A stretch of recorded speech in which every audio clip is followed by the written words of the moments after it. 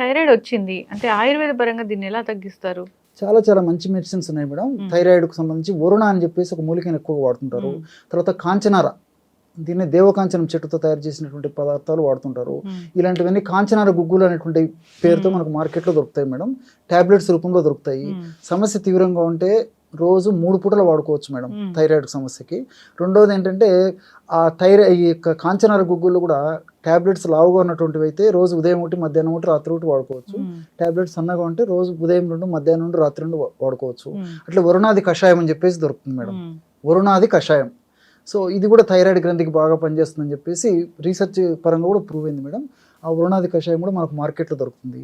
ఒక 10 ml వరుణాది కషాయం liquid, ఒక 10 ml వాటర్ కలుపుకొని రోజు 2 సార్లు తీసుకోవచ్చు. ఇలాంటివన్నీ కూడా ఈ థైరాయిడ్ గ్రంథి పనితీరు బాగా పనిచేసేందుకు ఉపయోగపడతాయి. రెండవది ఏంటంటే మేడం, ఈ యొక్క ఔషధాల యొక్క ప్రత్యేకత, ఇంగ్లీషు ఆధునిక కృత్రిమ రసాయన ఔషధాలు అయితే హైపోథైరాయిడ్కి సపరేట్ మందులు మేడం, హైపర్ థైరాయిడ్ దీనికి సపరేట్ మెడిసిన్స్.